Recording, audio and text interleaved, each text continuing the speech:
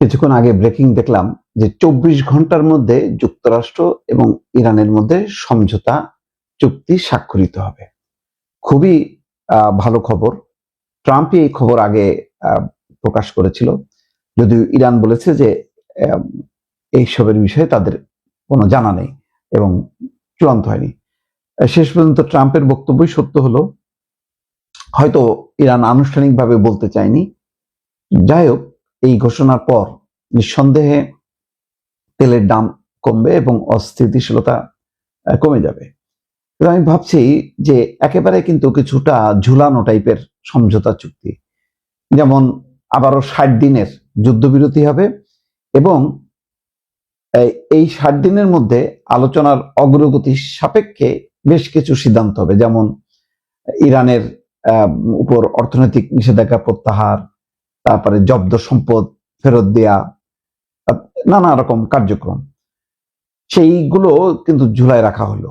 এখন ৬০ দিনের মধ্যে পারমাণবিক ইস্যুতে কতখানি ইরান রাজি হবে এবং পশ্চিমাদের চাওয়াটা পূরণ হবে এটা বোঝা যাচ্ছে না। কারণ পশ্চিমারা, বিশেষ করে আমেরিকা এবং ইসরায়েল, তারা চায় যে ইরানের সামরিক সক্ষমতা পারমাণবিক কর্মসূচির চেয়ে সামরিক সক্ষমতা এমনভাবে সংকুচিত করা যাতে ইরান কোথাও আঘাত করতে না পারে।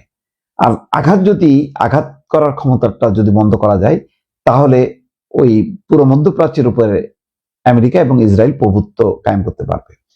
তো সেই কারণে জিনিসটা ঝুলে থাকলো। ৬০ দিনের মধ্যে শেষ হবে কিনা, ৬০ দিন থেকে আরো বাড়তে থাকবে কিনা, তার মানে অস্থিরতা কিন্তু একদম পুরোপুরি শেষ হলো সেটা কিন্তু বলা যাবে না আপাতত। এবং এটা হয়তো ট্রাম্পের নিজের স্বার্থে সে দেখাবে বিশ্বকে যে আমার উদ্যোগে, আমার চেষ্টায় আমি যুদ্ধ বন্ধ করলাম এবং হরমুজ প্রণালী নিঃশর্তে খুলে দিল ইরান, এবং অন্যান্য গুলো কিছু ছাড় টাড় দিল আর কি এগুলি। কিন্তু হরমুজ প্রণালী আটকে দিয়ে ইরান যেভাবে একেবারে আমেরিকা বা পশ্চিমাদের মাজা ভেঙে দিছিল, সেই জায়গা থেকে কিছুটা রেহাই পেল তারা। সেই অর্থে কিছুটা স্বস্তি। অন্যদিকে ইরানের জন্য একটা বড় প্রাপ্তি হলো যে ইরান এমনিতেই তার অর্থনৈতিক নিষেধাজ্ঞা, বাণিজ্যিক নিষেধাজ্ঞা, তার সম্পদ মানে বিলিয়ন বিলিয়ন ডলার সম্পদ আটকে আছে। যেমন দেখেন, এখন আমিরাতে আটকে থাকা ২০ বিলিয়ন ডলার ফেরত পাবে, তার মধ্যে ১০ বিলিয়ন ডলার ফেরত দেওয়ার চুক্তি হয়েছে প্রথম ধাপে। তার মধ্যে ইতিমধ্যে ৩ বিলিয়ন ডলার ছাড় করছে, আরো বাকিটা দেওয়ার পর বাকি ২০ বিলিয়ন ডলার। সৌদি আরবের কাছে বা কুয়েত, কাতারের কাছেও হয়তো সম পরিমাণ সম্পদ আটকে আছে। তো এখন এইসব বিবেচনায় ইরানের জন্য একটু স্বস্তি হবে। আর আমেরিকার স্বস্তি অন্য, কারণ সামনে তার মধ্যবর্তী নির্বাচন। সবচেয়ে বড় কথা হলো আমেরিকার জনগণ এবং তার দল রিপাবলিকান পার্টি একদম উল্টে গেছে। সেটা থামানোর জন্য ট্রাম্পের একটা বাঁচার দরকার ছিল। মূলত আমি বলবো যে এইখানে যেই চুক্তিটা হচ্ছে, অন্তত এটা ট্রাম্প তার মুখটা কোনো রকমে রক্ষা করলো। যদিও এই যত চুক্তি করা হোক না কেন, ইসরায়েলের আগ্রাসন বন্ধ হবে না।